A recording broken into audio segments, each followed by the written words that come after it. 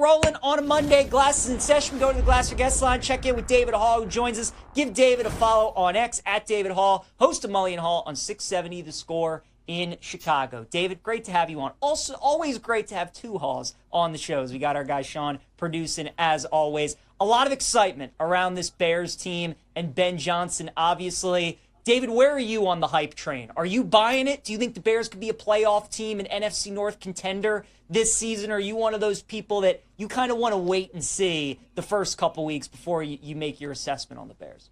Well, thank you for having me, and thank you for pronouncing my last name correctly. It doesn't always happen that way. So I am a believer in Ben Johnson, and I think that I have been from day one. This is the guy that everybody wanted. This is the coach that the Bears never hired before. Now, the Bears have hired fancy, offensive-minded former assistant coaches to run their scheme here and be the head coach. Matt Nagy comes to mind. Matt Nagy had a terrific first year in 2018. Matt Nagy's problem was that he was a play collector, not a play caller. And he had more of an issue, I think, in being the leader that I think Ben Johnson appears to be. Now, he hasn't coached his first game yet, but everything that Ben Johnson has said and the things that he has done show me, or at least suggest, that he is a leader. And in the NFL, I think leadership is even more important than bringing your fancy playbook from Detroit. And Ben Johnson has impressed people most by the tone he has set, the physical play that he has stressed, and also by holding people accountable publicly. So it's not been, oh boy, can you look at the way that he has schemed guys open? Not yet. Ben Johnson's biggest impression over the last 8 months since he was hired in January is that this guy knows how to lead, and he's easy to believe in. Yeah, I think that's a great point with Ben Johnson, because people just think about him. They kind of think the X's and O's, but him as a leader certainly impressed so far there in Chicago. What's the biggest thing you want to see out of Caleb Williams this season, David? Like, what did he really struggle with last year that you're hoping Ben Johnson can help him improve on in year two? The clock in his head has to work better than it did. He has to understand when the pocket is collapsing and when to get rid of the football. He can't take chances that he could take at USC. This is the NFL. So if he has to settle for a dump off to DeAndre Swift and your running back and take 10 yards instead of 30, do it. And then do it again. And then do it till they stop you. What the problem last year was that Caleb Williams, yes, he was sacked 68 times and suggested offensive line, and it was a sieve at times. But he was responsible for a great deal of those sacks because he held on to the ball longer than most veteran quarterbacks will. So what I want to see most out of him is the improvement, the grasp, and the growth, that he understands what he needs to do to keep the chains moving, and he doesn't always have to be the hero on every play and go for broke. It's interesting because the one thing that you look at his numbers, and he didn't take a lot of chances downfield. He was very careful, and his interception to touchdown ratio was very good, and he had a lot of sacks. So I think it's weird because second-year quarterback, typically you'd say, well, as long as he can cut down his mistakes, he'll be better. In Caleb Williams' case, I think the opposite might be true. You say, well, as long as he's going to take more risks, he'll be better. But I think the Bears would benefit from that approach because he's got tremendous arm talent, and he would keep the chains moving the more he's likely to complete more passes at a higher percentage. Outside of Caleb, David, who's the skill position player on the Bears this season, whether it's Swift, whether it's DJ Moore, Odunze? Who do you think is going to benefit the most from this Ben Johnson offense? I have to say this. It's kind of interesting because I like Colston Loveland, the first-round draft pick, and Luther Burden III is a second-round guy, and they're all going to get worked into the mix. And I don't really know. I vacillate over who's going to be the top target. The one thing that I could answer that question definitively, DeAndre Swift. They don't have another running back they trust. So of the skill position players that are going to benefit from this offense, it will be the guy who knows the offense maybe best. He played for Ben Johnson in Detroit. They traded him to Philadelphia. Ben Johnson wasn't responsible for that deal, so he remembers how well he can utilize his skill set. DeAndre Swift isn't in a position where they don't have the depth at running back to share carries with really anybody. Kyle Monangai will play, but I could see DeAndre Swift having a big year and being a bigger factor than people are talking about. In Chicago, we're debating all all preseason. Well, so Doomsday going to catch more than DJ Moore, and is DJ Moore going to be Deebo Samuel out of the backfield, and Coastal Loveland, does he get along with Cole Kmet? Guys, I think it's really the running back is going to be a bigger part of this offense than anybody really realizes. Talking with David Haugh here on Send It In, host of Mully and Haugh on 670 The Score in Chicago. Vikings Bears Monday Night Football tonight at Soldier Field. Dave, before we get into that game, I do just want to talk about the NFC North with you because it's the only division in Week 1 where you had all 4 teams play each other in Week 1, right? We had Packers Lions yesterday, Bears Vikings tonight. Packers certainly make a big statement yesterday, and now they're big favorites to win that division. How do you see the pecking order right now in the NFC North? I think most would agree Packers are 1.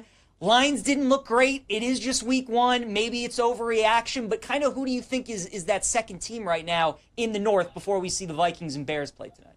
Well, I agree with you. The Packers, after the Micah Parsons trade, are the favorite in the NFC North, and I even have them as a favorite in the NFC. I said that last week and was accused of having my cheese laced with something because I said it in Chicago, but I do believe that to be true. I think second is the Minnesota Vikings. You look at their ability to score points when Jordan Addison comes back. The passing game is explosive. I really like what Brian Flores does defensively. I think 2 things can be true. Maybe they could not win tonight. We'll get to that in a moment, but they also could have a better season than the Lions and the Bears in the NFC North. So I think the Vikings are probably number 2 because they'll grow around J.J. McCarthy and once they get healthier and everybody back.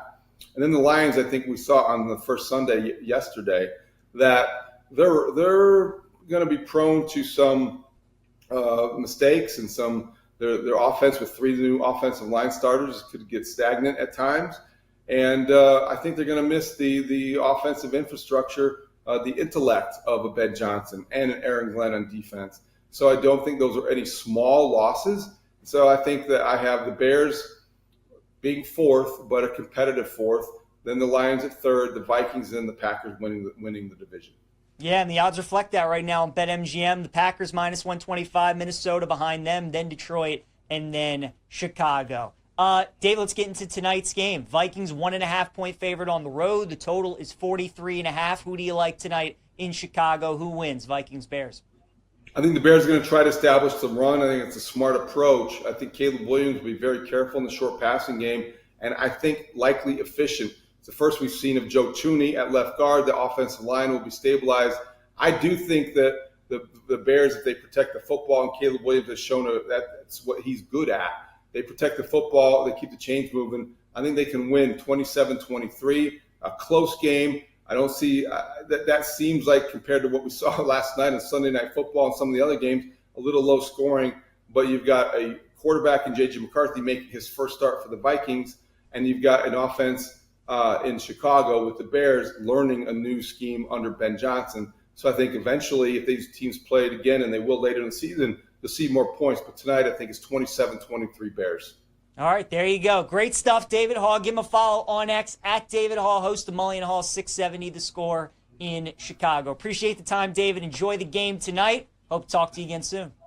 Anytime, guys. Thanks a lot. All right, great stuff there. David Haugh joining us to talk Bears and Vikings. Let's continue talking Bears and Vikings here on Send It In. A little primetime peach, first Monday Night Football game of the season. Vikings 1.5-point favorite on the road tonight. Total in the game 43.5. You just want to take Minnesota on the money line, minus 125. Bears are plus 105. We did see the Bills beat the Ravens by a point last night, so that 1.5 could be important if you do just want to take the Bears on the spread. If you take the Vikings, probably we just want to lay the money line at minus 125. I do like the Bears in the game, though. If you guys were listening last week to the PJ Pick 5, you know the Bears were in there for me. Nothing has changed. I still like Chicago in the game. Had that great trend going into week 1 that divisional home underdogs were 18-4 against the spread since 2012. And oddly enough, they're 1-2 against the spread so far in week 1. The Browns were the only team that covered. Atlanta didn't. They should have.